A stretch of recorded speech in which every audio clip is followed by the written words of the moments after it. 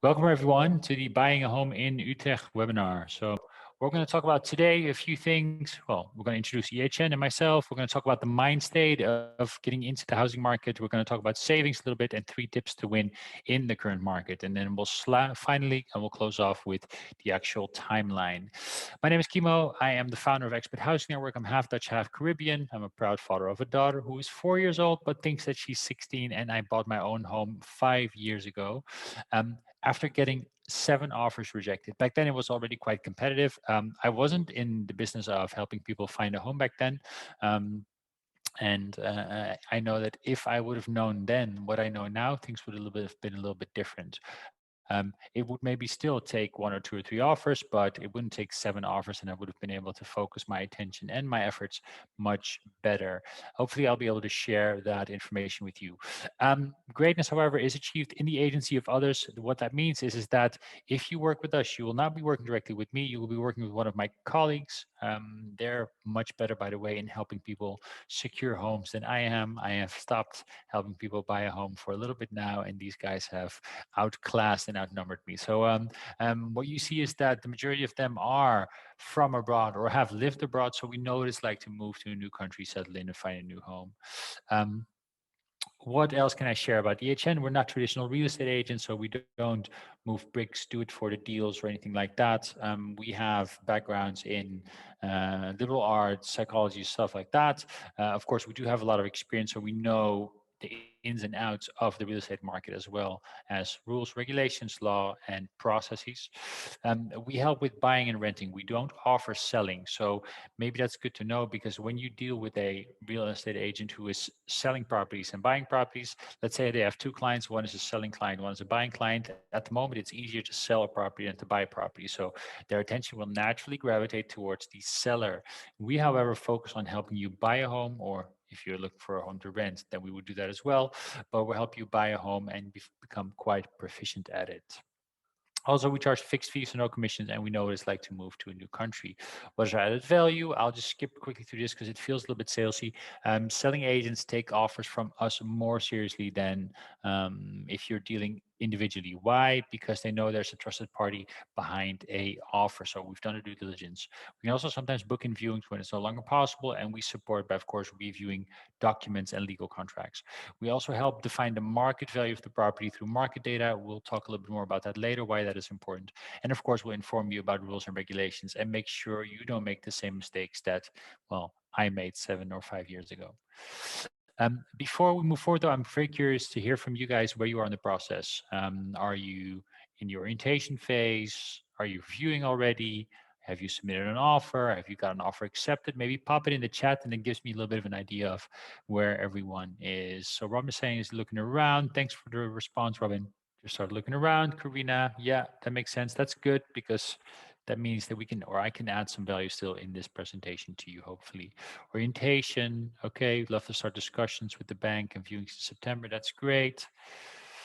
Thanks, Anastasia. Perfect. Okay, well, that's enough for now.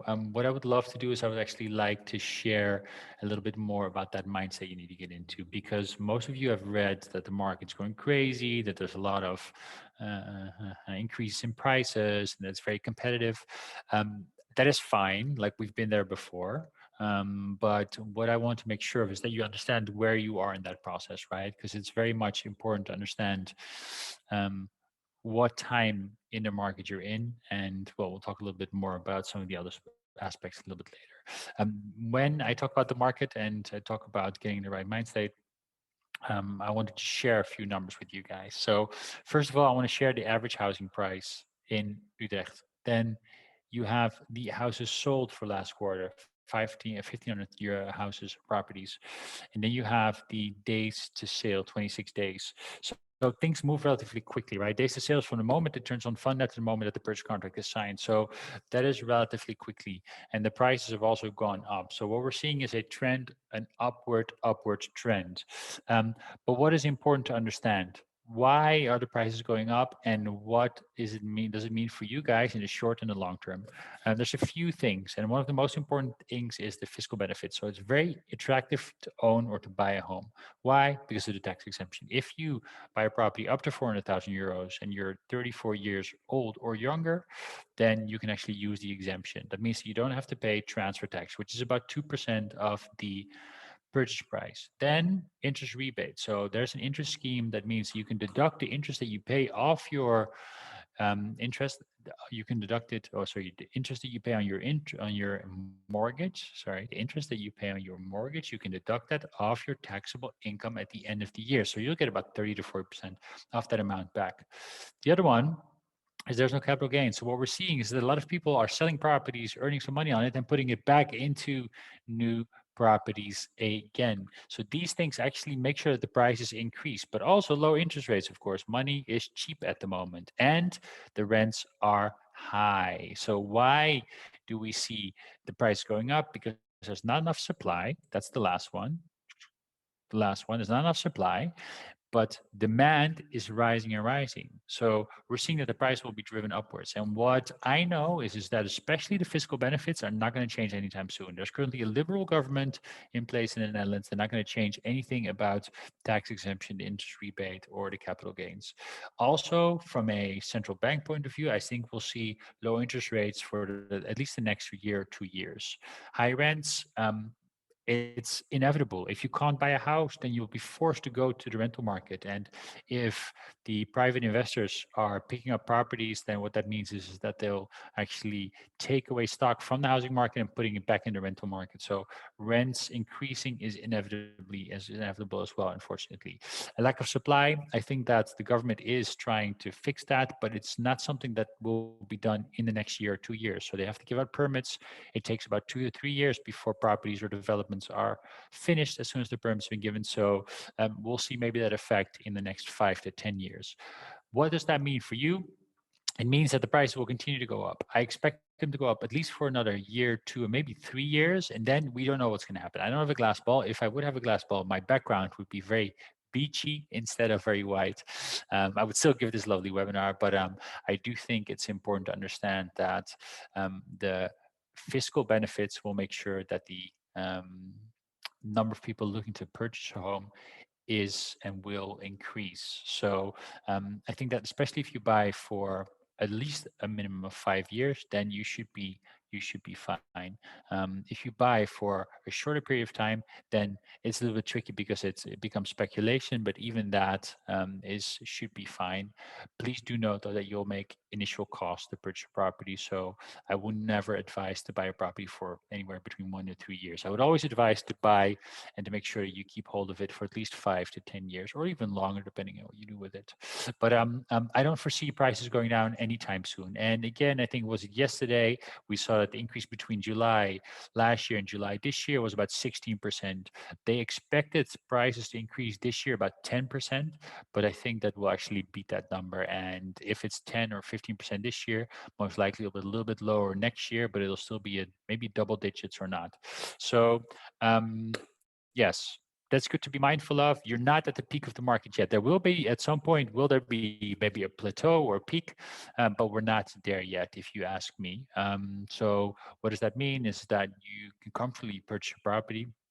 Don't go nuts though when you purchase a property. Don't go nuts and say, I'm going to spend all my money on a mortgage and buy the most expensive property I can. Make sure that you have some room there to kind of like also enjoy life and save some money.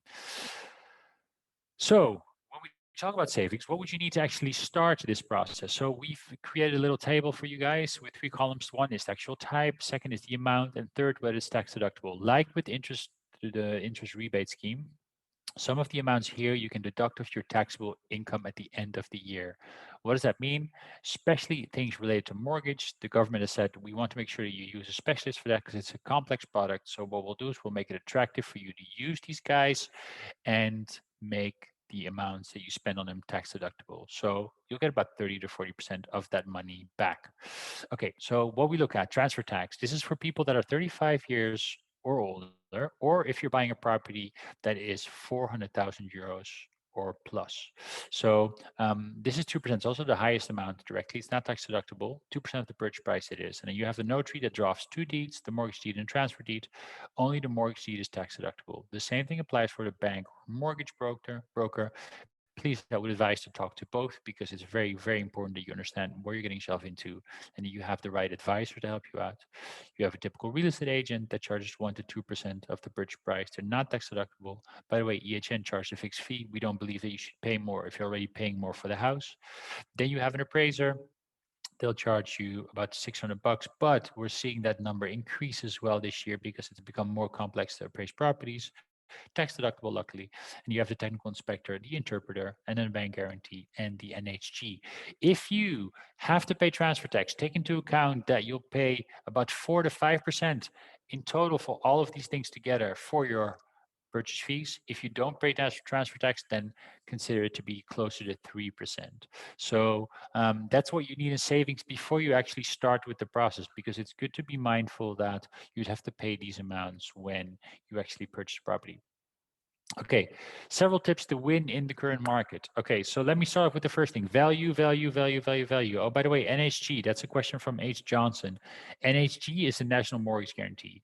The National Mortgage Guarantee is, how do I give the best explanation? In 2008, the housing crisis was caused by people being able to lend too much or borrow too much money, and the values of the properties increasing, and then suddenly, bum, there was a drop, right? What that meant is that the value of their property decreased, but the value of their mortgage didn't. So they had like a deficit there. They were forced to sell because they lost their jobs and so on. So after that, the government said, okay, we need to come up with a solution. We will first make sure that you can't borrow more than the value of your property. So back then you could borrow 106% or 108%, sometimes even. And the second thing is that we will instate something called the National Mortgage Guarantee. What is that? National Mortgage Guarantee is a guarantee that, let's say you lose your job because of something, or you lose a limb, or you lose a partner, and because of these reasons, you can't pay for your mortgage anymore. And then what happens if you have a deficit on your mortgage because the value of the property has dropped? Then the National Mortgage Guarantee will cover for this amount. So that's what's called National Mortgage Guarantee. I hope that answers your question a little bit, Dave Johnson. Let's move forward. 3 tips to actually succeed in this housing market. First is value, value, value. And honestly, like I think this week I read it again, people keep referring to the asking price. So let's look at this property. Asking price is $395.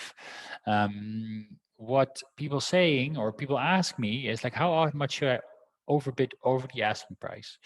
And then I tell them, okay, stop it right there. The asking price is not the right reference to use. Let's look at this sheet or this review.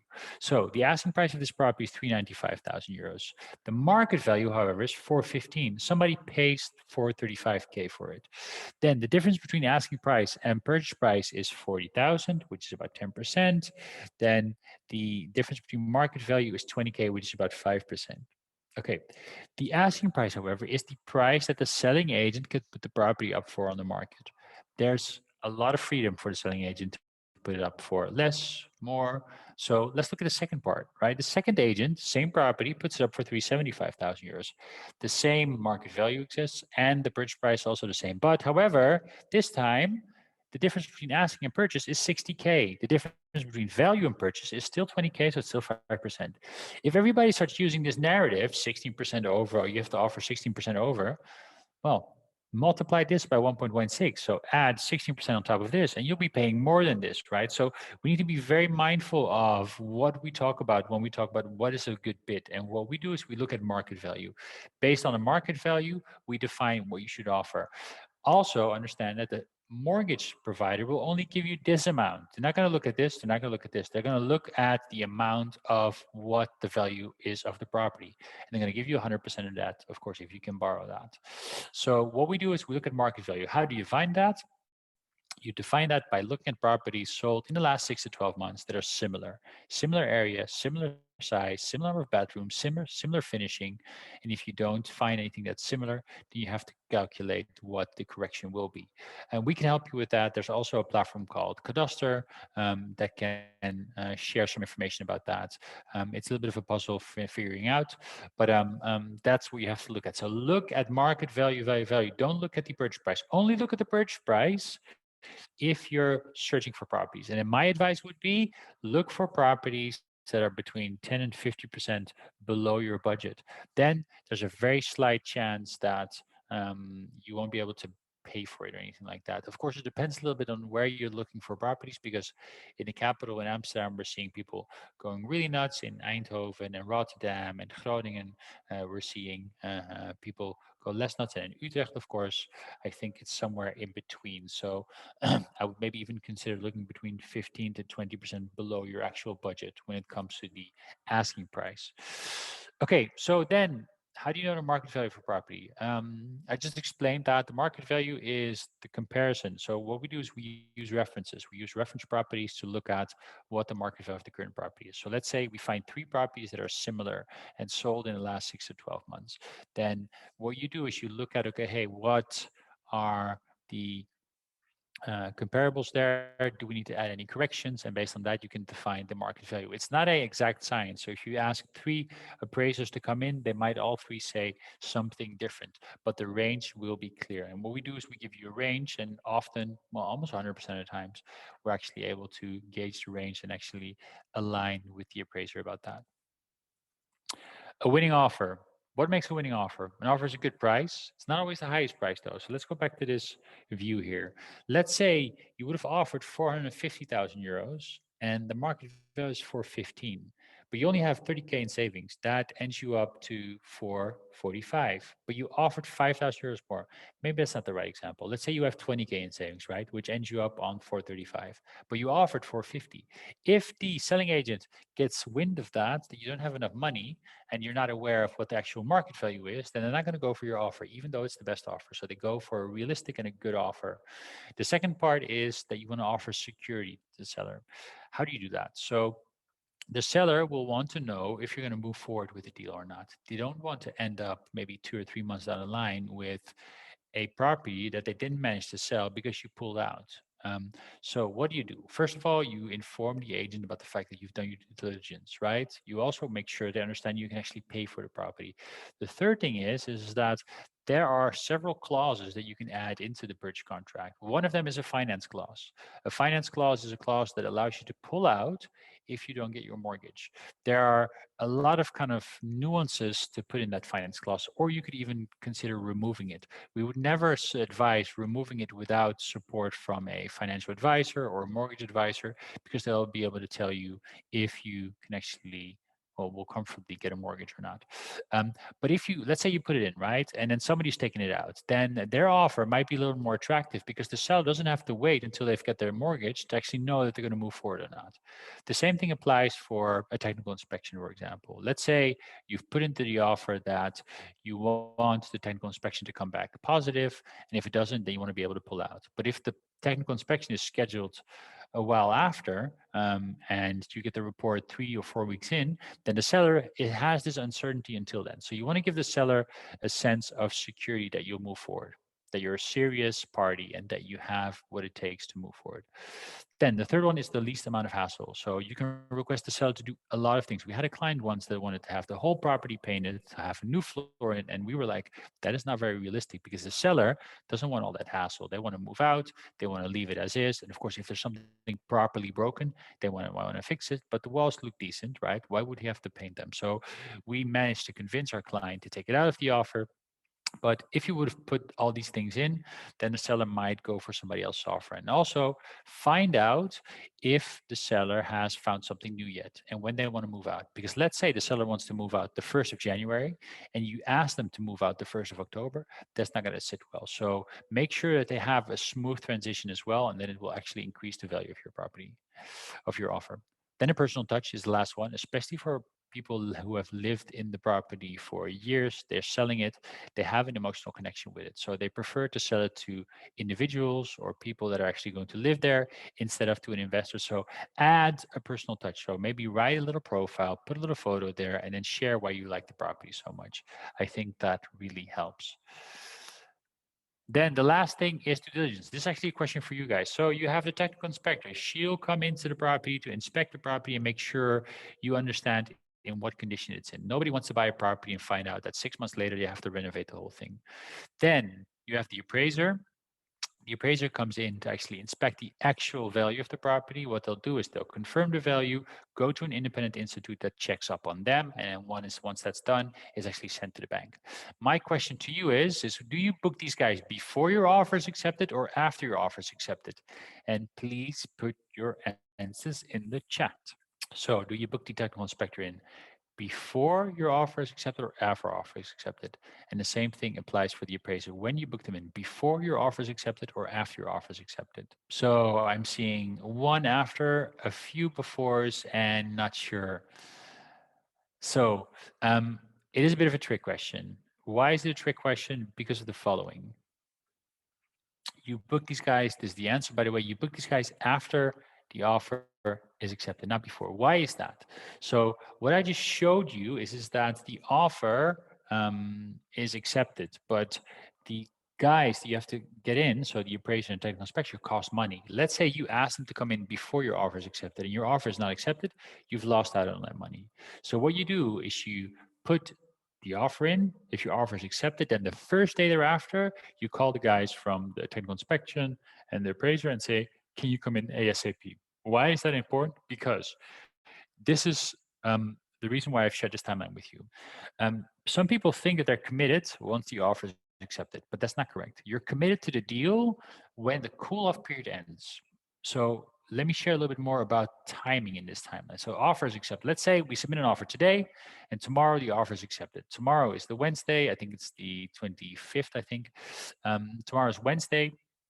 The offer is accepted. Then you have about a week and a half to sign the bridge contract. The bridge contract is the official agreement between you and the seller that you're going to buy, the seller's going to sell, and these are the conditions. The conditions that you've submitted in the offer will be added to the bridge contract. Make sure you get the appraiser and the technical inspector in ASAP, and hopefully you'll be able to get the reports from them before you sign a bridge contract. Why is that important? Because let's say the technical inspector comes back and says, well, I think you need to do something with the wall or with the window or with the roof, then you might have some room to negotiate. Or the appraiser comes back and says, sorry, it's not what you think it is, so I don't think you're going to get that mortgage. Then you can actually pull out easily. If you sign the bridge contract, however, you still have the right to pull out without giving any reason, but only for 3 days thereafter, right? So let's say you sign on Wednesday, you have 3 days to kind of like reconsider, and unfortunately, it can't end on a weekend, so you have until Monday to reconsider. Why is that important? Because this cool-off period allows you to pull out of the deal without giving any reason or paying any fine. After the cool-off period ends, you have to move forward with the deal unless there's certain clause that you've put into the contract that you meet or that you can't meet, and that therefore you can pull out of it. But get the technical inspector and the appraiser in ASAP after the offer is accepted, and make sure you get the reports in before the bridge contract signing. And if not possible, then make sure you actually get the reports in before the cool-off period ends.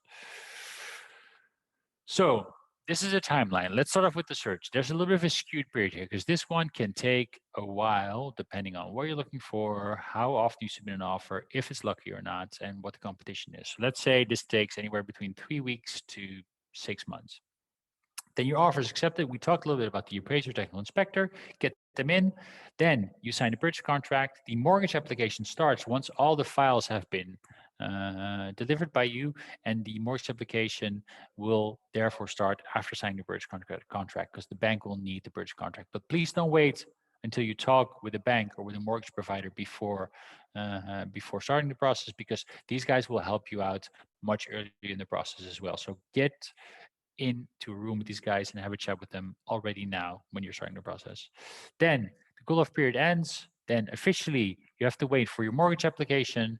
If your mortgage is approved, congratulations. Then about 7 days before you get the keys to the property, the notary will send a final invoice. That invoice will show the purchase price plus all of these purchase costs that we talked about a little bit earlier, and then they'll deduct the mortgage off that amount. Then they'll leave a certain amount for you to pay, which you have to pay to the notary. They'll also share with you the final deeds that make you the owner of the property. And then on the day itself that you actually become the owner, first you go to the property, you inspect it for a final time, and then you actually go to a notary to sign all the documents, and then you'll get the keys, and then you'll be the proud owner of a home. Congratulations, well done. Now, there's always a time that you find out something about the property that should have been working on the date of transfer, or before that, and it wasn't and isn't. You find out 2 days after you've moved in. Then you can actually hold the landlord liable and tell them like, hey, please, could you come in and fix it? The longer you wait with that, though, the more difficult it becomes to prove that it was already the case. So let's say you wait 2 months and then you find out something's not working. It's very difficult to prove then it was the case already when you moved in. So the seller will most likely say, hey, no, it was working when I was in there, and then you don't have a leg to stand on. So make sure you check the property in the first couple of days, first week that you're in. You don't have to bake a cake or anything like that, but you do have to just inspect the property and see if everything's working. It's impossible to do that at the final inspection, so that's why they have a reasonable term to actually inform the seller about anything that is not working. That's the timeline. This overall timeline can take anywhere between 3 to 9 months, depending on what you find, how fast you secure something, and how fast also the seller wants to move out.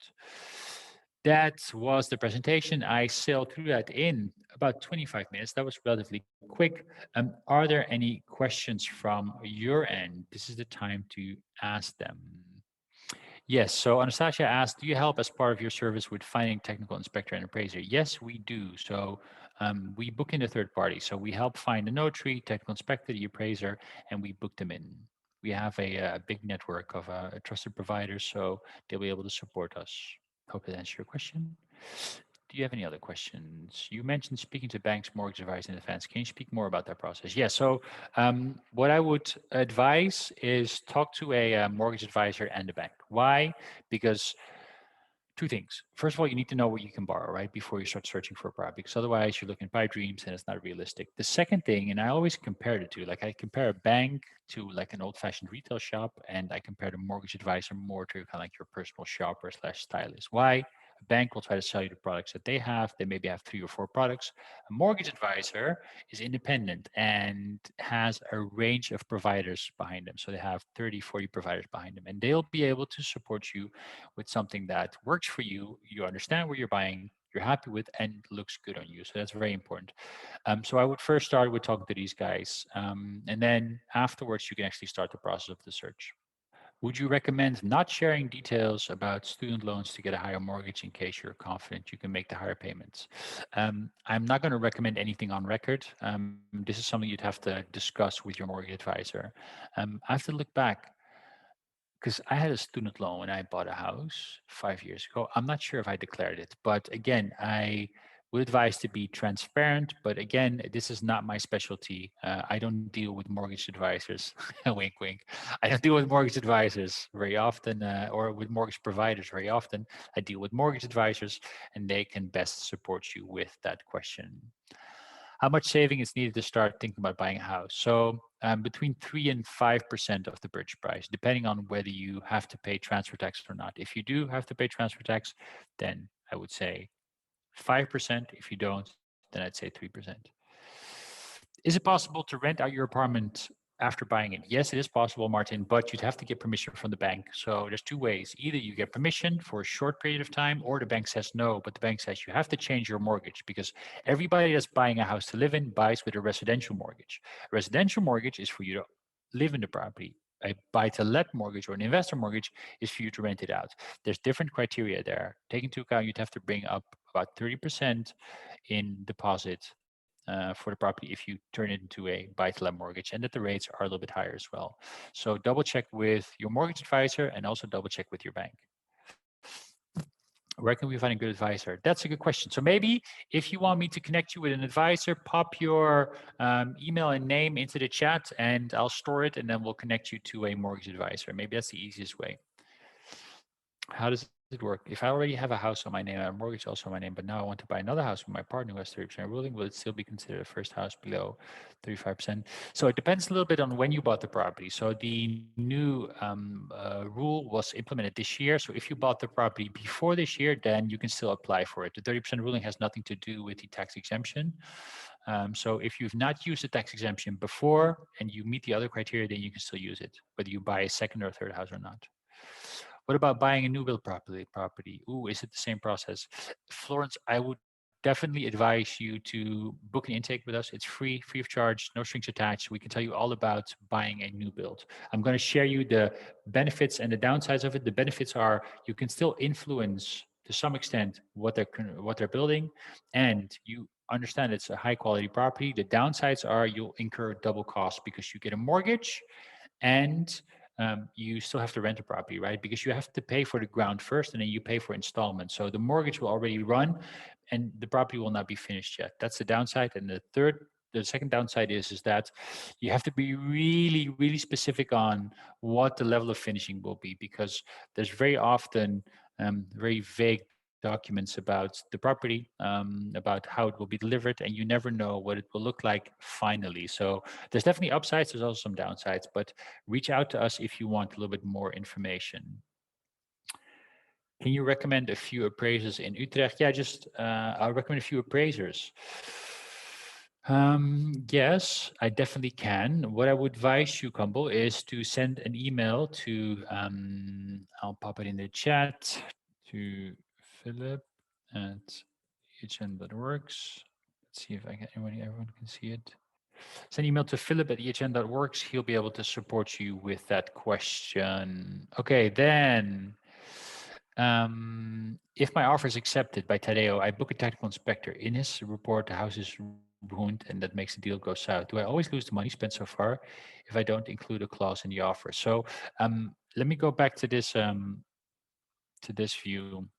So if you submit the offer, you get a technical inspector in here, you still have to pay for a technical inspector, of course. But if you pull out because of the report before the bridge contract signing or before the cool-off period ends, then you don't have to pay for the property. You don't lose your money or anything like that. You do have to pay for a technical inspector. And if you had the notary do some work, then most likely also for the bridge contract.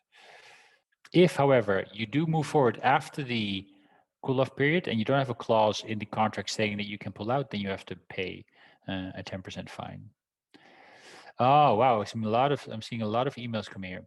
Perfect. Great. If there's a specific period that you can resell a house that you have thought about with a bank loan.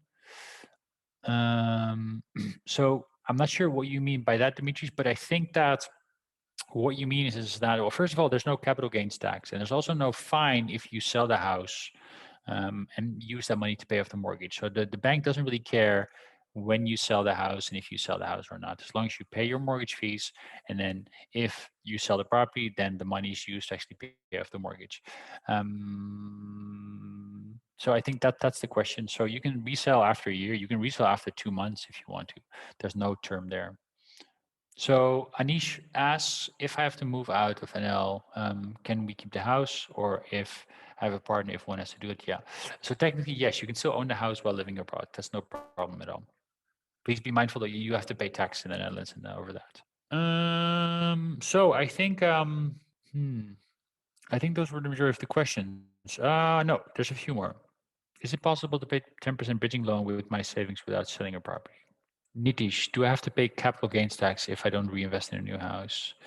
No. So you don't have to pay capital gains tax if you don't reinvest in a new house. But if you don't use the money that you earn from your current house to invest in a new house, I think it is within 2 or 3 years, then you have to deduct the amount that you earned off the amount that you would pay interest over, because they don't want to give you the interest rebate scheme over the full amount then, because you're using the money for other things. Johnson, does the status of your visa impact mortgage possibilities, temporary versus permanent? No, they look at your employment contract. So that's the most important one. And if you have an employment contract for a temporary period of time, most likely they'll ask for an employer statement, which means that the intention of the employer is to keep you on. If you can show that, they don't really care about visa that much. what's the approximate percentage of the total purchase price of the property of savings that you need to have in advance before even starting to look and bid for an apartment? That's Martin. So Martin, I would have at least 5% in savings. If you don't have to pay transfer tax, you would have 3% in savings. But what I would do is I would actually make sure that I have savings on the side, because currently submitting an offer without overbidding over even the value is nuts at the moment. So I would definitely save some money, and my advice would be keep at least about 10%, 10 to 50% of the purchase price in savings, so you can actually pay for the closing fees and you have some money to invest in the property, but also make your offer more competitive. Any further questions? I already bought a second home, Kumbo, with 10% bridging loan. So now the question is, can I pay that bridging loan with my savings without selling the first property? Again, I would definitely advise to talk to a mortgage advisor about this, because the bridging loan of 10%, I consider that to be a more symbolical aspect, because technically, if you own or without selling the first property and you buy a second property, then most likely they will change the structure or the nature of the mortgage, because you most likely, well, you have to live in one of them, right? So then the question is, will you be using that second property to live in or as an investment? If the latter, then the criteria will change. So again, this is something that I would actually discuss with the mortgage advisor, because they'll be able to help you out much better with this question. Daniela, what is the minimum brutto salary that will be allowed us to buy a house? Again, this is a mortgage related question. What I would do is talk to a mortgage advisor, but the rough calculations is that multiply your gross annual amount by 5 times. And then if you have a partner, you can apply the same thing, but only 90% of his or her salary applies. So combine that, and that's where you can most likely borrow. The bonuses and so on are a little bit trickier to calculate into what you can borrow, but that's where you can likely borrow. So if you earn 50K on an annual basis, then you'll be able to borrow around 250,000 euros. If you earn 100K, then it's 500,000 euros. But look a little bit at the combined salary as well with you and your partner. Okay, a few final questions. Anyone? What about a freelancer? Okay, so freelancer or a company owner, you have to prove income for at least a period of 12 months, and they'll look at that before they give you the mortgage. I think we've exhausted the majority of the questions. I want to thank you for your time. It's a beautiful day outside, so enjoy your day. And if you have any questions, you know where to find us. We'll touch base with the ones that actually shared their email address and their names, because we'll connect you to a mortgage advisor. Thanks a lot. Have a lovely day and hope to see you soon. Take care.